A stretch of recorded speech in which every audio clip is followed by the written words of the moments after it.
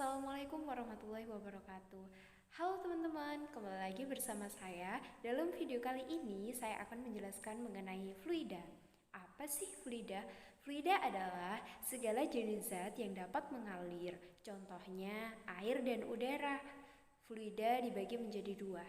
Yang pertama ada fluida statis dan yang kedua ada fluida dinamis. Nah, sekarang kita harus tahu apa sih perbedaan antara fluida statis dan fluida dinamis.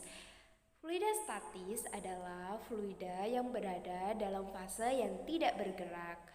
Fluida statis ini contohnya yaitu pada massa jenis, kemudian pada tekanan hidrostatis, dan juga pada hukum Pascal. Massa jenis dilambangkan dengan rho. Rho sama dengan M per V.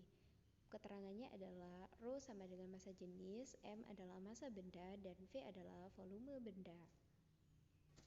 Yang selanjutnya adalah tekanan hidrostatis. Tekanan hidrostatis atau yang dilambangkan dengan pH sama dengan rho GH. Rho adalah massa jenis zat cair, kemudian H adalah kedalaman yang diukur dari permukaan air, sedangkan G adalah percepatan gravitasi. Yang ketiga adalah hukum Pascal. Hukum Pascal berbunyi, tekanan yang diberikan zat cair di dalam ruang tertutup akan diteruskan oleh zat cair itu ke segala arah dengan sama besar. Sehingga menghasilkan rumus F1 per A1 sama dengan F2 per A2. Nah, sekarang kita akan menuju ke contoh soal. Di sini diketahui rho sama dengan 1000 kg per meter kubik, G sama dengan 10 meter per sekon kuadrat, H atau ketinggiannya sama dengan 15 cm atau sama dengan 0,15 meter. Yang ditanya adalah tekanan hidrostatisnya. Jadi tekanan hidrostatis sama dengan rho kali G kali H, sehingga sama dengan 1000 dikali 10 kali 0,15 hasilnya 1500 Pascal. Sedangkan fluida dinamis adalah fluida yang berada dalam fase yang bergerak. Namun tidak semua zat cair ataupun gas itu bisa bergerak, sehingga dapat diasumsikan bahwa fluida dinamis bergerak dengan kecepatan yang konstan, kemudian volumenya itu tetap seperti awal, tidak kental dan tidak mengalami putaran-putaran. Contoh dari fluida dinamis yang pertama adalah persamaan kontinuitas. Persamaannya adalah Q sama dengan AV dan Q sama dengan V per T.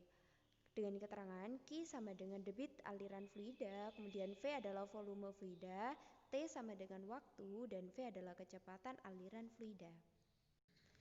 Yang selanjutnya adalah azas Bernoulli. Azas ini menyatakan jika V2 lebih besar dari V1, maka P1 lebih besar dari P2. Yang berarti jika kecepatan aliran fluida di suatu tempat besar, maka tekanan fluida di tempat tersebut kecil, dan juga sebaliknya. Nah, di sini ada contoh soal mengenai persamaan kontinuitas. Diketahui R sama dengan 2 kali 10 pangkat negatif 2 meter, kemudian V sama dengan 4 meter per sekon. Ditanya berapa jumlah fluida atau air yang mengalir tiap detiknya. Tadi kita sudah mengetahui kan rumus dari persamaan kontinuitas. Rumusnya adalah Q sama dengan A kali V.